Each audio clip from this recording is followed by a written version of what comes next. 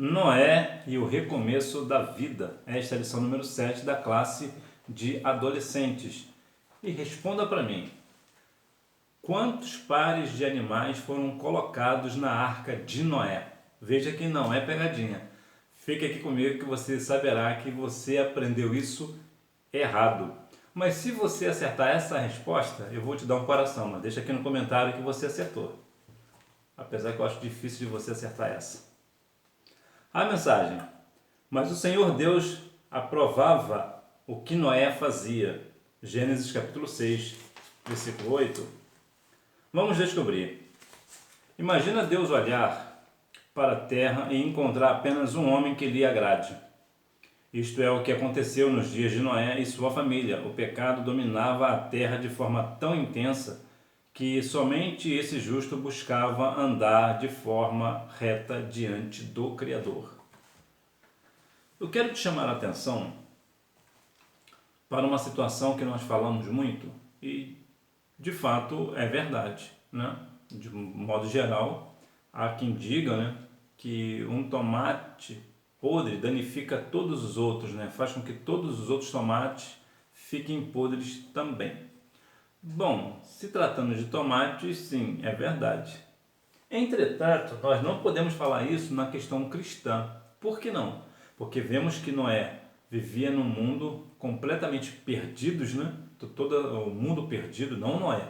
O mundo perdido, vivendo em idolatrias, vivendo em tudo que não provém do Senhor, mas Noé não se corrompeu.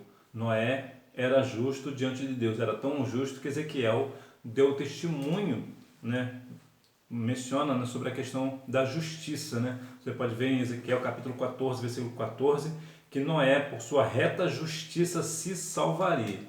Então veja que estar no meio de pessoas pecadoras não dá para nós o direito de pecarmos também. Noé era aqui, no caso, trazendo para nós, ele era o sal da terra. E é assim também que nós devemos fazer. Ainda que todo o povo ao nosso redor, até mesmo dentro da nossa casa, em alguns casos específicos, até mesmo na igreja, estejam em pecados, vivendo num mundo de pecado, nós não. Nós devemos continuar retos no caminho do Senhor. Falo isso devido, por exemplo, ao Ofni e Finéias, né?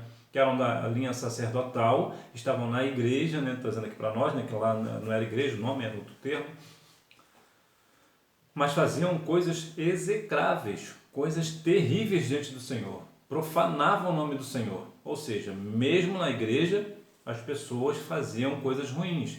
Veja que não é um ambiente que me faz, sou eu quem faço o ambiente. Ou seja, não é porque eu estou no meio de pessoas impuras que eu serei impuros como eles. Não é porque eu estou no meio de, talvez, de uma cidade que está profanando o nome do Senhor que eu vou lá e profano o nome do Senhor também. Não, eu preciso ser diferente, eu preciso ser separado, assim como você também. Temos aqui um caso claro, como era o caso de Noé, que Deus achou graça nele justamente porque ele estava diante do Senhor com obediência, ele estava vivendo uma vida reta diante do Senhor e assim também nós devemos fazer. Hora de aprender. Quem foi Noé? Noé e sua família. Noé era casado e pai de 3 filhos, Sem, Cã e Jafé. Ele era um homem justo e obediente a Deus. Noé é um dos heróis da fé, pois temeu a Deus e creu quando ouviu a sua voz. Ouvi a voz do Senhor, como Samuel ouviu a voz do Senhor e não reconheceu a voz do Senhor, não conhecia a voz do Senhor, mesmo estando na casa do Senhor.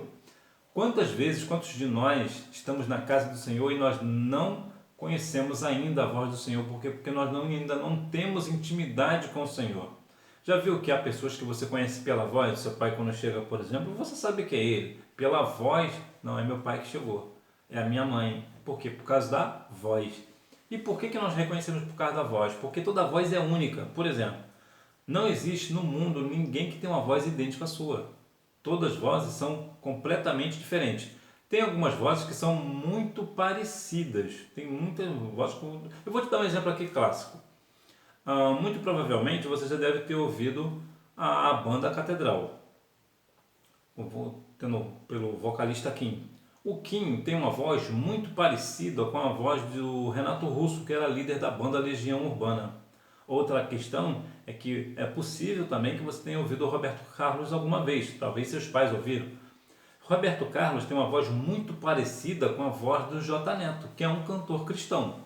As vozes ali, essas 4 vozes, né, a do Renato Russo e a do Kim, a do J Neto e o Roberto Carlos, são muito parecidas, mas elas não são 100% idênticas. Então, quando nós ouvimos a voz do nosso Senhor, nós devemos reconhecer pela voz. Por quê? Porque temos comunhão com Ele, sabemos quando é Ele e quando não é. Algumas pessoas falam como se fosse o Senhor falando, mas nós, como conhecemos o Senhor, nós sabemos que não é a sua voz. Então nós devemos estar obedientes a Deus. Quando você é obediente a Deus, segue os preceitos bíblicos, os mandamentos bíblicos, você está ali dentro, vivendo uma linha reta, né? Vivendo retamente, de uma forma íntegra diante do Senhor. Quando Deus fala com você, você vai começar a reconhecer a voz de Deus, porque a voz do Senhor, ela é única também. Os contemporâneos de Noé. O Senhor viu que as pessoas eram muito mais e que sempre estavam pensando em fazer coisas erradas. A triste conclusão é que houve a multiplicação do mal e não da retidão e da gratidão. Minha mãe diz que o que é bom ninguém procura fazer, ou aprender, né? O que é bom ninguém procura aprender, mas o que é ruim... Você quer ver uma coisa? Quando alguém comenta, né, e eu acredito muito que você não esteja no meio dessas pessoas, né? Olha lá, hein? Quando eu era garoto, eu não estava na igreja, eu tinha me desviado, as pessoas chegavam para mim e contavam uma piada. Eu imediatamente já contava essa piada para outra pessoa. Olha que ele só me falou uma vez e eu já gravei. Eu já não conseguia falar. Quando eu voltei para Jesus, veja que agora as pessoas falam as coisas para mim e eu tenho dificuldade de repetir. Por quê? Por que nós somos tão ingratos? Por que nós não repetimos com a mesma facilidade os versículos bíblicos da mesma forma que nós repetimos as piadas que nós ouvimos? Ou aquela fala daquele jogador de futebol ou daquele artista? Por que nós parecemos que nós não temos realmente comunhão com o Senhor, parece que não tem muito prazer de repetir as coisas que estão na Bíblia, que Deus nos fala? Por quê? Porque às vezes nós deixamos aquilo que é mal falar mais alto, né? Como diz a Bíblia, o bem que eu quero fazer eu não faço, mas o mal que eu não quero fazer, isso faço. Então nós devemos dar muita ênfase à retidão e à gratidão. E a gratidão, tem uma questão muito interessante na gratidão, que é assim: quando o seu pai, por exemplo, te dá um presente e você fica muito grato pelo aquele presente que você recebeu, você fica feliz, você agradece para o seu pai, sempre você agradece, obrigado pelo aquele presente que o Senhor me deu. Sabe qual é a tendência? Ele te dá outros presentes. Por quê? Porque a sua alegria de ter recebido é uma gratidão, porque você tem agradecido o seu pai. Então ele fica feliz porque você é uma pessoa grata. Quanto mais grato nós formos, mais temos de Deus. Lembra, por exemplo, lá de Lucas capítulo 17, versículo 17, vai falar ali sobre a questão dos 10 leprosos. Há uma questão ali muito interessante, que as 10 pessoas que estavam ali leprosas foram curadas, as 10. Mas somente uma percebeu que tinha sido curada e voltou para quê? Para agradecer. É interessante que Jesus falou para ele que vai, a tua fé te salvou. Parece que ele não recebeu só a cura, ele recebeu também a salvação. Por quê? Porque ele creu, ele voltou para agradecer. O agradecimento faz com que as pessoas tendem a te dar mais. Então, quanto mais grato você for, mais você terá. Quanto mais grato você for a Deus, mais de Deus você terá. A insatisfação de Deus com os homens. A decisão em tomar medida tão dura contra os contemporâneos de Noé foi porque a medida do pecado deles atingiu um nível muito alto. Se houvesse pessoas com um coração voltado para Deus, com arrependimento e súplicas, não haveria necessidade de um juízo tão duro. Apenas Noé e sua família faziam o que agradava a Deus. Será que o nosso pecado hoje não tem também subido de uma forma tão alta? Subir só pode subir para cima, né? Então só pode ser alto. Bom, redundâncias à parte, será que nós não estamos assim num nível de pecado tão grande, tão alto, que está indo às narinas do Senhor? e o Senhor precisa nos julgar, está insatisfeito conosco, com a nossa postura? Será que nós falamos tanto que somos pessoas santas na pessoa de Cristo, mas na verdade nós vivemos praticando a iniquidade ou o pecado? Temos pensamentos maliciosos todas as vezes? Porque sim, o pensamento malicioso acontecerá, vez ou outra acontecerá. E claro, você tem que repreender esse pensamento, é verdade, mas que eles surgirão de vez em quando, realmente vai surgir.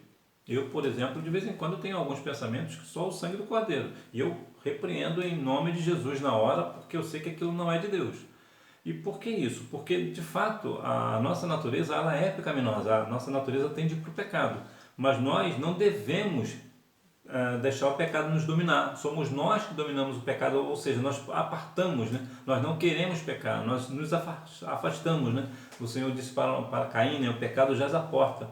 Então, se nós titubearmos, o pecado nos pega na porta. Nós mal saímos, ele nos pega. Então, nós temos que fazer o quê? Lembra que a Bíblia diz que o adversário está ao derredor buscando a quem possa tragar? Então ele vai tragar aquele que comete pecado. Então nós devemos nos desviar do pecado para quê?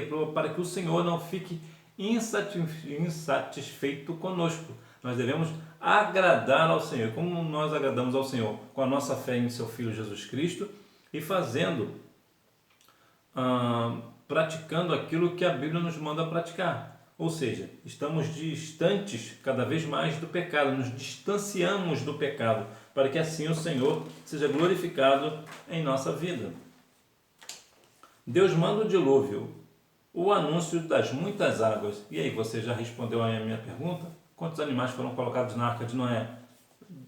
Eu acho difícil você acertar essa. Mas se você acertar, põe aqui nos comentários que você acertou, que eu vou te dar um coração. Mas tem que ser honesto, hein? Olha lá, hein? O anúncio das muitas águas. Deus aprovava a conduta de Noé entre seus contemporâneos. O filho de Lameque estava sempre em comunhão com Deus. Em certa ocasião, o Criador se apresentou a Noé e anunciou seu plano de destruir toda a raça humana. O Senhor estava decidido e sua determinação não poderia ser impedida. Aqui temos um caso específico de uma ordem direta do Senhor, de um juízo direto que ele não voltará atrás, porque sim, Deus volta atrás no que ele pensa, no que ele vai fazer. Ele volta, por exemplo, voltou atrás lá na questão do povo lá de Nínive, na época de Jonas. Deus ia destruir Jonas, olha só. Deus ia destruir a cidade, mas como o povo se voltou, né, melhor, o povo obedeceu a pregação de Jonas, ouviu a pregação de Jonas e se arrependeram, então o Senhor afastou o mal, ou seja, o Senhor se arrependeu do mal que iria fazer, ou seja, Deus tomou um outro caminho, Deus não vai mais fazer mal. Ou seja, as pessoas muitas vezes dizem que Deus não volta atrás nos seus desígnios. Volta sim, quando o povo se arrepende. Mas aqui no caso do dilúvio não, Deus bateu o martelo, vou fazer e ponto. E ele realmente, o Senhor mandou o anúncio, né, das muitas águas, e de fato as águas vieram, né, porque quando Deus falou, acabou, né, não teve uma oportunidade de arrependimento nesse caso específico. Instruções para a arca. Para preservar os homens e os animais na face da terra, Deus orientou Noé a iniciar um grande projeto de engenharia naval. O justo homem deveria construir uma grande arca de madeira para que nela sua família e muitos animais fossem abrigados e não morressem afogados. Olha que interessante. O Senhor deu as instruções de como tinha que fazer a arca. Tem aqui as medidas da arca, né, 133 metros de comprimento, 22 metros de largura e 13 de altura. Nos dias atuais seria uma embarcação de médio porte, né? Que já visto que há embarcações aí gigantescas. Entretanto, para a época, era algo colossal, era algo fora dos padrões, era algo, tanto é que foi a primeira embarcação que se tem notícia, né? Não existia a inundação naquele tempo, não existia esse tipo de coisa. Então veja que Deus deu a Noé. E sabe uma coisa interessante na questão de Noé?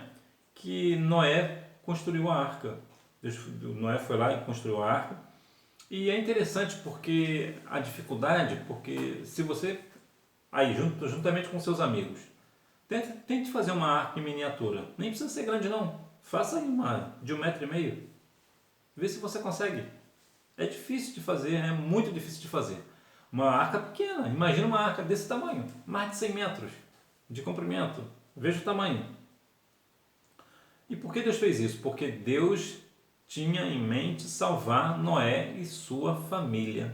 Aqui uma coisa muito interessante. Deus sempre tem interesse de salvar a família. Deus sempre tem. Porque a família está dentro do coração de Deus. Foi a primeira instituição de Deus. Então Deus tem sempre esse interesse de salvar a família. Né? O dilúvio sobre a terra. No Éden, o pecado causou a expulsão do homem, abriu portas para a morte e provocou a maldição da terra. Sob o dilúvio, uma vez mais, a humanidade sofreu por causa das iniquidades. Tudo que tinha fôlego, homens, aves e animais terrestres, mas que estavam fora da arca, morreram. Olha que interessante. Adão falhou no paraíso e o povo aqui falhou na terra. O que é isso? O homem é falho. Independente do ambiente que o homem esteja, ele sempre irá falhar, ele sempre irá errar. E veja que a iniquidade traz o que? Traz morte. Desobediência traz o que? Morte. E a morte na desobediência é tanto a morte física quanto a morte espiritual. Veja aqui que os animais todos que estavam fora da arca morreram. E o dilúvio, ele vai nos trazer justamente o poder extraordinário de Deus, que Noé ficou bastante tempo na arca, já você saberá o tempo certo que ele ficou na arca. Então o pecado, ele sempre causa a nossa expulsão de algum lugar, como foi o caso de Adão, né, que foram expulsos, Adão e Eva foram expulsos do paraíso por causa do pecado. O povo foi, digamos, expulso da terra por causa do pecado, né, por isso que Deus mandou o dilúvio e todos morreram afogados, com exceção de Noé e sua família. Então o pecado sempre nos expulsa de algum lugar. Hoje, da onde que o pecado nos expulsa? Da presença de Deus. Quando nós pecamos, a Bíblia diz que os nossos pecados fazem separação entre nós e Deus. Então, quando nós não pecamos, nós nos aproximamos de Deus. E é assim que nós devemos fazer, nos aproximar cada vez mais do nosso Senhor, o nosso Criador.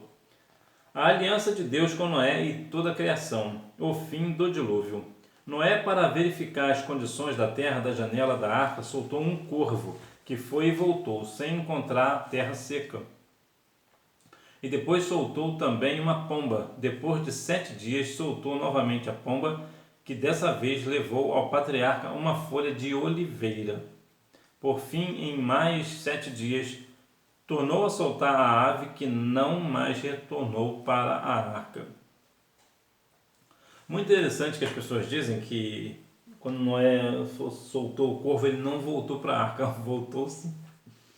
Bom, há algumas questões interessantes sobre o corvo. Você sabia, por exemplo, que o corvo sabe falar e ele fala melhor do que papagaio? O corvo também ele tem uma habilidade de emitir sons. Ele é bom nisso. E se porventura você vê talvez um ninho de corvos, né? E quiser pegar os ninhos, eles podem te tacar pedra também. Olha como eles são inteligentes. Interessante de vermos que Noé teve o cuidado de verificar as condições da terra. Nós também devemos verificar as condições da terra, tanto na terra, né, onde nós pisamos, e a terra do nosso coração. Lembra que a Bíblia diz lá em 2 Crônicas, capítulo 7, versículo 14? Há alguma coisa aqui muito interessante. 2 Crônicas, capítulo 7, versículo 14. Olha que coisa bonita que se fala aqui, ó. Se o meu povo, que se chama pelo meu nome, se humilhar e orar e buscar a minha face e se converter dos seus maus caminhos, então eu ouvirei dos céus e perdoarei os seus pecados e sararei a sua terra. E aqui, apesar de dizer o contexto aqui ser terra no sentido literal, nós também podemos colocar como terra, como nosso coração. Quando a gente se arrepende dos nossos pecados, o Senhor vem, né? Nós verificamos a nossa terra. O que é verificar a nossa terra? Verificar o meu pecado. Eu vou verificar onde eu estou pecando. Depois que eu verifico onde eu estou pecando, eu vou lá e peço perdão a Deus. Eu me humilho diante do Senhor. Então eu me converto dos meus maus caminhos, né? Eu não quero mais essa vida de pecado para mim. Então o Senhor vem e sara o meu coração. Veja que há aqui a questão do corvo, como eu já falei, que é um ser extremamente inteligente. Tem a questão também da pomba. A pomba também vai nos trazer a ideia do Espírito Santo, né? Então que nós venhamos compreender que isso vai trazer o quê? O fim do dilúvio.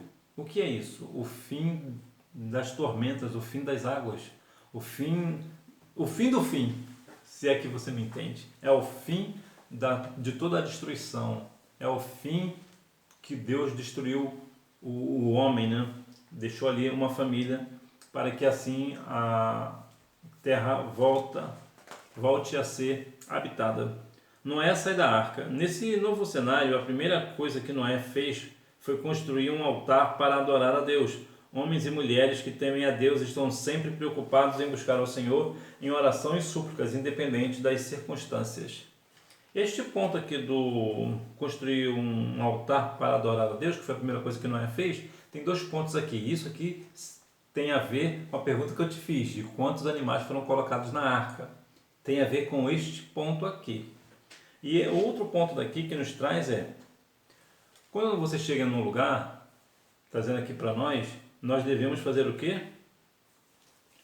Adorar o Senhor. Você vai fazer uma viagem, quando você chegar no destino final, agradeça ao Senhor por chegar ali. Quando você vai visitar uma igreja, por exemplo, quando você chega à igreja, essa igreja nova que você nunca foi, agradeça ao Senhor, ainda que você já tenha ido, agradeça ao Senhor. O que é isso? Nós devemos sempre adorar ao Senhor quando nós chegarmos em algum lugar, ainda mais principalmente aqui, né? Depois de passarmos por uma situação de dilúvio, né? Uma situação muito difícil, né? Que você viu a morte, quase morreu, né? Foi uma dificuldade muito grande, tanto a questão financeira, né? Questões econômicas, de família, de tragédias em si, né? De terremotos, entre tantas outras coisas, que nós venhamos assim, independente disso, louvar ao Senhor com nossas orações e súplicas, independente aí das nossas circunstâncias, independente do ambiente que nós estamos, nós devemos sempre estar adorando e bendizendo o nome santo do Senhor. Eu sei que algumas situações são muito difíceis, é muito delicada, mas ainda assim devemos louvar ao Senhor. Certa vez eu fui ao sepultamento de uma irmã da minha igreja e uma de suas filhas estava cantando no seu sepultamento com muita dor, mas ainda assim estava glorificando o nome do Senhor, porque sabia que a sua mãe partiu para a eternidade com Cristo. O pacto de Deus com a criação. O cheiro do sacrifício de Noé chegou até o Senhor, que agradou daquela adoração. Deus então fez uma promessa para toda a humanidade: nunca mais vou amaldiçoar a terra por causa da raça humana. Aqui é um ponto interessante falarmos sobre a questão que Deus não vai mais amaldiçoar a terra por causa da raça humana. Não haverá mais a maldição. Também nunca mais destruirei todos os seres vivos, como fiz desta vez. Enquanto o mundo existir, sempre haverá semeadura e colheita, frio e calor, verão e inverno, dia e noite. Aqui eu quero te alertar para um ponto do pacto de Deus com a criação. O que é isso? Olha, um pacto. Eu quero te fazer uma pergunta. Você não precisa me responder essa pergunta. Você pode confiar no pacto que Deus faz com o homem? Você pode confiar no pacto, né, ou aliança, né, que Deus fez com você? Por que eu quero te trazer isso? Por 2 razões. Primeiro que quando você chove, né, e dá aquele arco-íris bonito, né, saiba que aquilo ali é uma aliança. O arco-íris, na verdade, ele é um círculo. É que nós só vemos uma parte, mas na verdade ele é um círculo. É uma aliança, né, é um círculo feito uma aliança. É interessante que nós vemos que esse ponto é, de fato, uma mensagem para nós. Ora, lembre-se que eu sou o Senhor. Esse arco-íris é para lembrar vocês que eu sou o Senhor. Eu fiz um pacto com a criação que eu jamais vou destruir a terra. E um outro ponto aqui que eu quero te chamar a atenção é que se fala tanto do meio ambiente, falam-se tantas coisas que saem nos jornais hoje que daqui a um tempo metade das geleiras vão derreter e que vai crescer, vai subir a água não sei aonde. Isso é tudo mentira. Por que é mentira? Porque a Bíblia diz aqui em Gênesis capítulo 8, versículos 1 e 22, olha o que ele diz no final. Ó. Enquanto o mundo existir, o mundo está existindo, então, sempre haverá semeadura e colheita, ou seja, você vai plantar e você vai colher. E agora outro ponto, frio e calor. Hoje faz frio, amanhã faz calor. Verão e inverno. Hoje está quente, amanhã, inclusive, nós estamos de fato no verão, né? E depois temos o inverno. Estamos de dia e também temos noite. O que isso quer dizer na prática? Esse frio e calor.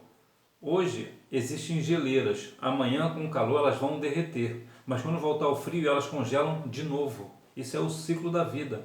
Se você acredita no que esses cientistas mal intencionados falam, né, que o mundo vai acabar, que vai subir as águas em todos os lugares, em muitos lugares, que vai ter inundação, se você acredita neles, você está desacreditando no que a Bíblia diz. Você está dizendo que Deus é mentiroso. Então veja que aqui a responsabilidade nossa é muito séria. Não estou dizendo aqui que não há problemas no meio ambiente, não é isso que eu estou dizendo, né? Há alguns problemas sim, alguns problemas até sérios, mas não é da forma que as pessoas dizem. As pessoas dizem, por exemplo, muito da floresta amazônica, mas não falam da floresta taiga. A taiga, só na Rússia, o desmatamento da taiga é 10 vezes maior do que acontece na floresta amazônica, mas as pessoas só falam da Amazônia brasileira, e é só da Amazônia do Brasil. Não fala da Amazônia nos outros países, é só na floresta amazônica brasileira. Então essa conversa, né, que as calotas estão derretendo, que o mundo vai acabar em água, que vai inundar tal cidade, que as pessoas vão... Não, mentira. Isso tudo é mentira, é balela, conversa fiada, falácia. Conclusão: o dilúvio foi a resposta de Deus diante do aumento generalizado do pecado sobre a face da terra. Então veja que Deus castigou a terra por causa do quê? Por causa do dilúvio. Na verdade aqui é mais uma questão do pecado. O pecado não atinge a terra, o pecado atinge a nós, né? Que a terra não peca, quem peca somos nós. No entanto, Deus não exterminou a raça humana em sua totalidade, preservou a humanidade através de Noé e sua família. Mais uma vez, Deus demonstrou misericórdia com a sua criação. Deus sempre houve aqui uma questão de misericórdia com a criação. É claro que no final dos tempos, depois que Jesus vier buscar a sua igreja, houver a destruição do anticristo, acabou, não vai ter mais criação, acabou. Mas enquanto Jesus não vier buscar a sua igreja, o Senhor Deus sempre terá misericórdia da sua criação. Mas a misericórdia do Senhor, como diz lá no livro de Naum, também há uma paciência. Haverá um tempo que não haverá mais tempo.